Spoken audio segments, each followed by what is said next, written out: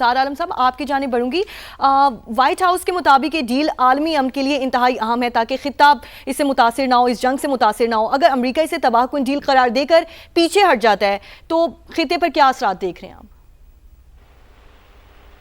देखिए, पाकिस्तान अगर अमेरिका पीछे हट जाता है, आपका मतलब कहने क्या है कि अगर जंग बंदी नहीं होती, डील नहीं होती और जंग दोबारा शुरू हो जाती है, तो खित्ता तो छोड़ें, पूरी दुनिया बहुत बड़े क्राइसिस में आ जाएगी। और एक अब तो मैं तो नहीं कह रहा, इंटरनेशनल मीडिया कह रहे हैं और जो पॉलिटिक्स के इंटरनेशनल एक्सपर्ट हैं वो कह रहे हैं कि पाकिस्तान ने वर्ल्ड वॉर 3 से दुनिया को बचाया है। तो ये सब खित्ते के लिए खतरनाक नहीं है, पूरी दुनिया के लिए खतरनाक है। ऑलरेडी खतरनाक हुआ है और पूरी दुनिया की मईशत तबाह हो रही है, ऑयल गैस प्राइसेस बढ़ चुकी हैं, कारोबार तबाह हो रहे हैं और बेरोजगारी भी बढ़ रही है। तो लेकिन इसमें सबसे ज़्यादा जो नुकसान, सबका नुकसान होगा, लेकिन सबसे ज़्यादा नुकसान ये होगा कि इस्लामी ममालिक के दरमियान अगर जंग चढ़ गई तो इससे अच्छा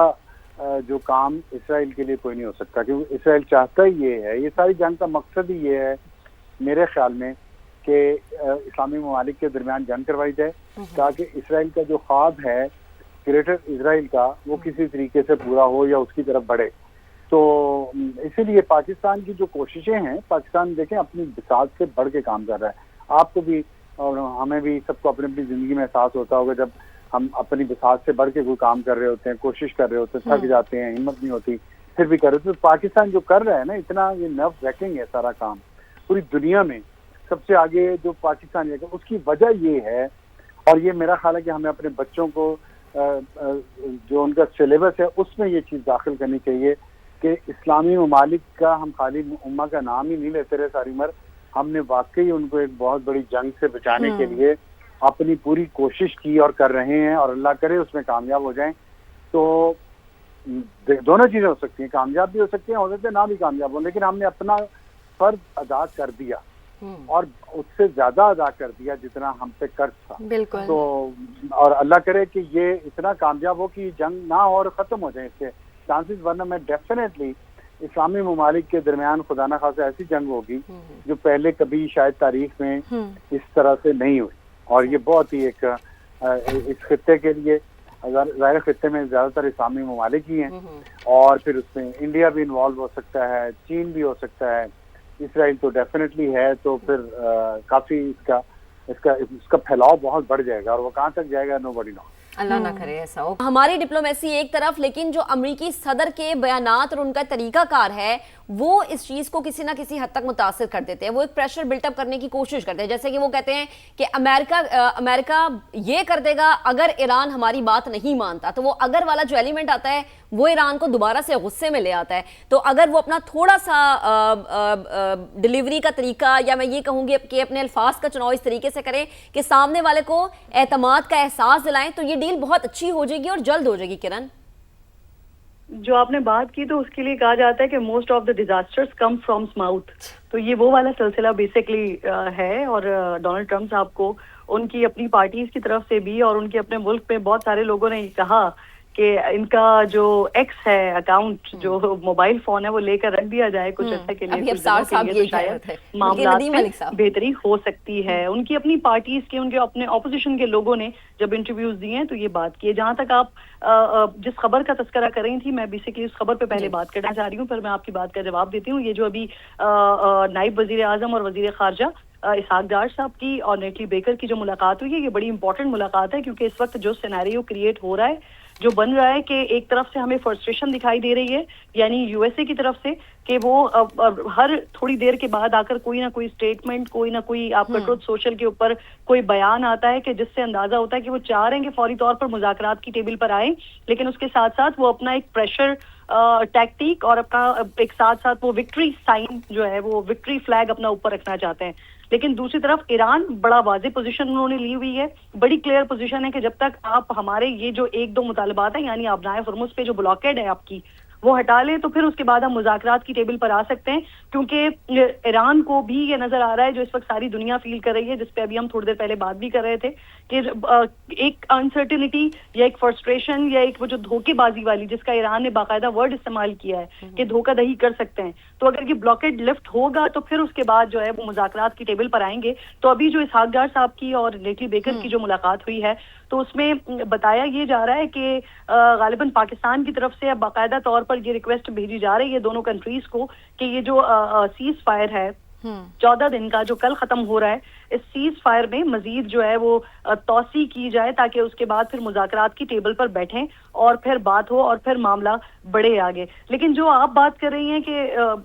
डोनाल्ड ट्रंप के स्टेटमेंट्स और उनकी बातें, तो उससे देखें बड़ा वाज़ेह तौर पर नजर आ रहा है। मैं पहले भी ये बात कर रही थी कि वो जो फ्रस्ट्रेशन है, वो चाहते हैं कि किसी तरह से मुज़ाकरात की टेबल पर आए। अब आप नोट कीजिएगा महक कि इस वक्त आगे तीन बड़े इवेंट्स हैं डोनाल्ड ट्रंप के लिए। सबसे पहले उनको 14 मई को चाइना को विजिट करना है। 14 मई के बाद 4 जुलाई अमेरिका का 250 साल मुकम्मल हो रहे हैं, और डोनाल्ड ट्रंप चाहते हैं कि वो जो अजीम बात कर रहे हैं कि अजीम कोई डील वो लेकर जाएंगे, तो डोनाल्ड ट्रंप चाहते हैं कि जब वो 4 जुलाई को जब अमेरिका का 250 साला दिन मनाया जा रहा हो, तो उस दिन उनके पास वो विक्ट्री मौजूद हो, वो विक्ट्री ट्रॉफी मौजूद हो जिसको वो लिफ्ट कर रहे हो। तो इस वजह से अमेरिका चाहता है कि ये बहुत तेजी के साथ मामलात आगे बढ़ें, और फिर क्योंकि इसका इम्पैक्ट, ये जो कुछ इस वक्त ईरान में कर रहे हैं उसका इम्पैक्ट जिस तरह का अमेरिका में आ रहा है, तो मिड टर्म इलेक्शन में जाना है इन्होंने नवंबर में, तो ये उसको भी सिक्योर करना चाहते हैं, क्योंकि इनके अपने सारे लोगों ने जो वहां पर मौजूद हैं, उनके अपने स्टेट्स के लोगों ने उनको बताया कि हम 10-10 हजार वोट की लीड से जीतते हैं, तो हमारे लिए एक एक वोट भी इस वक्त मैटर करता है। और अभी जो डिक्रीज आ रहा है, अगर आप वोटिंग परसेंटेज की बात करते हैं, तो वहां पर डिक्रीज 60% तक आ रहा है। तो इसीलिए वहां पर एक कियोस है, एक परेशानी है कि जल्द से जल्द इस सारे सिचुएशन से निकला जाए, इस सारे मामले से निकला जाए, और वो कियोस और वो फ्रस्ट्रेशन आपको फिर डोनाल्ड ट्रंप के स्टेटमेंट में, उनकी तरफ से जिस तरह के भी स्टेटमेंट्स आ रहे हो, जिस तरह के ट्रुथ सोशल पे पैगामात आ रहे हो, उससे नजर आता है। दूसरी तरफ आपको ईरान बड़ा वाज़ेह, बड़ा क्लियर नजर आता है, क्योंकि अगर आज ईरान अपनी पोजीशन से नीचे आता है और वो अमेरिका की तमाम जो अमेरिका उनको ऑफर कर रहा है उस डील पे चला जाता है, then they have nothing to lose. Iran के पास अभी जो इस वक्त सिचुएशन है, जो इस वक्त बना हुआ है, उनको भी इस बारे में पता है कि अगर आज हम सारी चीजों के ऊपर मान जाते हैं, तो इसकी भी कोई गारंटी नहीं है कि एक बार फिर इनके ऊपर हमला कर दिया जाए, या अगर 7-8-10 साल के बाद एक बार फिर उनके साथ ये सब कुछ कर दिया जाए। तो अभी जो चीज उन्होंने हासिल कर ली है, क्योंकि उन्होंने सिर्फ स्टैंड करना था, रिटेलिएट करना था, तो वो उन्होंने स्टैंड कर लिया है। उनके मुल्क में अफरा तफरी नहीं मची, उनके मुल्क में जो रिजीम चेंज की बात हो रही थी वो नहीं हुई, उनके मुल्क में जो अंदर जो डिवाइड मौजूद है वो डिवाइड यूनिटी में बदल गया। अंदर एक यूनिटी नजर आ गई, जो ग्रुप्स मौजूद थे ईरान के अंदर वो सारे के सारे इकट्ठा हो गए, यकजा हो गए। तो जो ऑब्जेक्टिव अमेरिका ने हासिल करने थे वो ऑब्जेक्टिव तो वो नहीं अचीव कर पाया। अब ईरान टाइम गेन अगर कर रहा है, अगर वो इस चीज को नहीं मान रहा कि जो भी स्टेटमेंट्स उनकी तरफ से आ रहे हैं, जब तक उनके पास ये वाज़ेह तौर पर सबूत मौजूद ना हो, वाज़ेह तौर पर ये बात मौजूद ना हो कि अमेरिका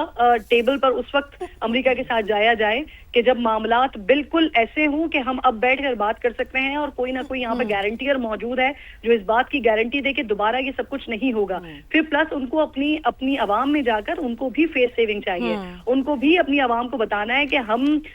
जाकर अमेरिका की जो भी हमारे साथ अमेरिका जो चाह रहा था हम सब कुछ उनको देकर नहीं आ गए, बल्कि अपने मुल्क के लिए कुछ लेकर आए। तो ये टाइम गेन भी है, ये आर्म ट्विस्टिंग भी है, ये आसाब की नर्व्स की जंग भी है, और इस जंग से थोड़ा सा शायद टाइम लगेगा, क्योंकि आप जानती हैं 47 इयर्स का ये कॉन्फ्लिक्ट है। जितना संजीदा नौयत का मामला है उसमें कम से कम उतना 47 साल मजीद नहीं तो कुछ वक्त तो लगेगा, लेकिन हम होपफुल हैं, हम ऑप्टिमिस्टिक जरूर हैं कि ये हल निकलेगा, जल्दी निकलेगा। लेकिन आपकी पहली बात के ऊपर अपनी बात खत्म करूंगी कि शायद डोनाल्ड ट्रंप साहब अपने स्टेटमेंट्स देना बंद कर दें तो मामलात जल्दी निपटते हुए दिखाई दे देंगे। यकीनन यूएसए में इलेक्शंस भी होने, इलेक्शंस की वजह से भी ट्रंप चाहते हैं कि वो इस जंग से निकल जाएं। अब सार आलम साहब आपकी जानिब बढ़ूंगी। वाइट हाउस के मुताबिक ये डील आलमी अमन के लिए इंतहाई अहम है ताकि खिताब इससे मुतासिर ना हो, इस जंग से मुतासिर ना हो। अगर अमेरिका इसे तबाहकुन डील करार देकर पीछे हट जाता है तो खिते पर क्या असरात देख रहे हैं आप? देखिए पाकिस्तान अगर अमेरिका पीछे हट जाता है, आपका मतलब कहने क्या है कि अगर जंग बंदी नहीं होती, डील नहीं होती और जंग दोबारा शुरू हो जाती है तो खित्ता तो छोड़ें पूरी दुनिया बहुत बड़े क्राइसिस में आ जाएगी। और एक अब तो मैं तो नहीं कह रहा, इंटरनेशनल मीडिया कह रहे हैं और जो पॉलिटिक्स के इंटरनेशनल एक्सपर्ट हैं वो कह रहे हैं कि पाकिस्तान ने वर्ल्ड वॉर 3 से दुनिया को बचाया है। तो ये सब खित्ते के लिए खतरनाक नहीं है, पूरी दुनिया के लिए खतरनाक है, ऑलरेडी खतरनाक हुआ है और पूरी दुनिया की मईशत तबाह हो रही है, ऑयल गैस प्राइसेस बढ़ चुकी हैं, कारोबार तबाह हो रहे हैं और बेरोजगारी भी बढ़ रही है। तो लेकिन इसमें सबसे ज़्यादा जो नुकसान, सबका नुकसान होगा, लेकिन सबसे ज़्यादा नुकसान ये होगा कि इस्लामी ममालिक के दरमियान अगर जंग छिड़ गई तो इससे अच्छा जो काम इसराइल के लिए कोई नहीं हो सकता, क्योंकि इसराइल चाहता ही ये है, ये सारी जंग का मकसद ही ये है मेरे ख्याल में कि इस्लामी ममालिक के दरमियान जंग करवाई जाए ताकि इसराइल का जो ख्वाब है ग्रेटर इसराइल का वो किसी तरीके से पूरा हो या उसकी तरफ बढ़े। तो इसीलिए पाकिस्तान की जो कोशिशें हैं, पाकिस्तान देखें अपनी बिसात से बढ़ के काम कर रहा है। आपको भी और हमें भी, सबको अपनी अपनी जिंदगी में एहसास होता होगा जब हम अपनी बिसात से बढ़ के कोई काम कर रहे होते हैं, कोशिश कर रहे होते हैं, थक जाते हैं, हिम्मत नहीं होती, फिर भी कर रहे होते। तो पाकिस्तान जो कर रहा है ना, इतना ये नर्व रैकिंग है सारा काम, पूरी दुनिया में सबसे आगे जो पाकिस्तान है उसकी वजह ये है। और ये मेरा ख्याल है कि हमें अपने बच्चों को जो उनका सिलेबस है उसमें ये चीज़ दाखिल करनी चाहिए कि इस्लामी ममालिक का हम खाली उम्मा का नाम ही नहीं लेते रहे सारी उम्र, हमने वाकई उनको एक बहुत बड़ी जंग से बचाने के लिए अपनी पूरी कोशिश की और कर रहे हैं और अल्लाह करे उसमें कामयाब हो जाएं। तो दोनों चीज़ें हो सकती हैं, कामयाब भी हो सकती हैं, हो सकते हैं ना भी कामयाब हो, लेकिन हमने अपना फर्ज अदा कर दिया और उससे ज्यादा अदा कर दिया जितना हम पे कर्ज था। बिल्कुल। तो और अल्लाह करे कि ये इतना कामयाब हो कि जंग ना हो और ख़त्म हो जाए इसके चांसेस, वरना मैं डेफिनेटली इस्लामी ममालिक के दरमियान खुदा न खासा ऐसी जंग होगी जो पहले कभी शायद तारीख में इस तरह से नहीं हुई। और ये बहुत ही एक इस खित्ते के लिए, ज़ाहिर खित्ते में ज़्यादातर इस्लामी ममालिक ही हैं और फिर उसमें इंडिया भी इन्वॉल्व हो सकता है, चीन भी हो सकता है, इसराइल तो डेफिनेटली है। तो फिर काफ़ी इसका फैलाव बहुत बढ़ जाएगा और वो कहाँ तक जाएगा, नोबडी नोस। अल्लाह ना करे ऐसा हो।